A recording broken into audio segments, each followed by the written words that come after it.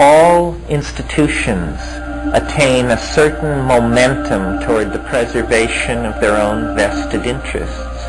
And science, and the handmaiden of science, which is modern technocratic government, have created a number of cultural institutions that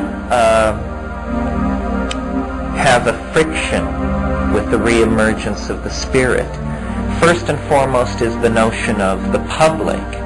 The public is this weird idea that was generated in the wake of the printing press, that there were vast numbers of people who could be treated atomistically. They didn't have to be thought of as individuals. They could be thought of as various classes, masses of people to be manipulated.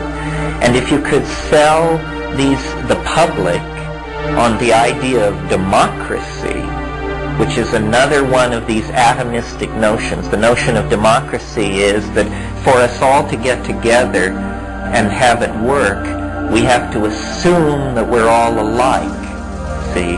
So we each have a vote, and then you may be tall, you may be short, you may be rich, you may be poor, you may be black, you may be white, but that doesn't matter.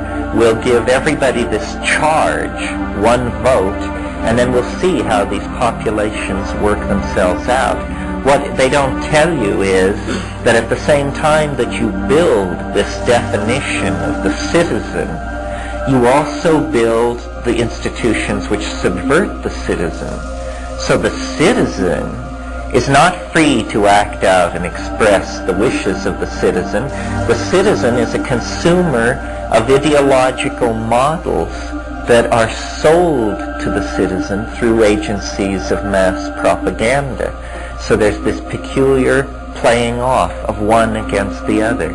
In the meantime, what has also been happening is the institutions of language, which previously were pretty much left to develop on their own, and that was the situation well into the 19th century.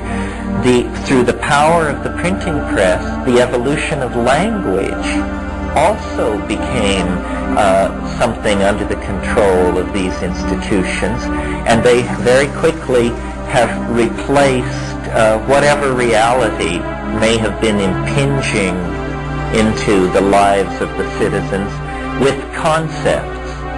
Concepts replace reality.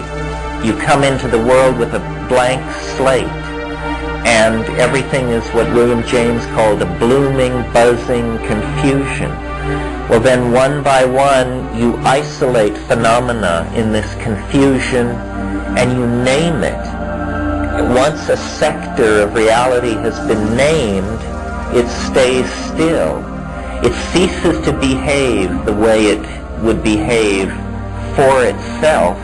It begins to behave syntactically because it has been changed into a linguistic object.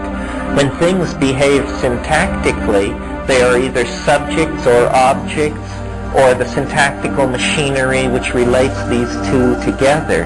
In that case, materialism, dualism, projection of authenticity beyond the self are all reinforced. So these are the factors which have impeded the spirit. Into this comes the psychedelic experience. It has a tremendous force to revivify the spirit, particularly because it is not an ideology. It is not something someone figured out. It is an experience. And this is important to bear in mind. It horrifies me, I'm sure you've heard me say it, to think of someone going from birth to the grave without ever coming tangential to the psychedelic experience. It's like going from the birth to the grave without ever discovering sex. It means that you died as a pre-adolescent. You know, you never really came into your birthright. And we have been infantilized by our cultural institutions to accept the notion of ourselves as citizens consuming these regurgitated scientific models, which are then hashed through by Madison Avenue and then handed down to us by the organs of mass culture.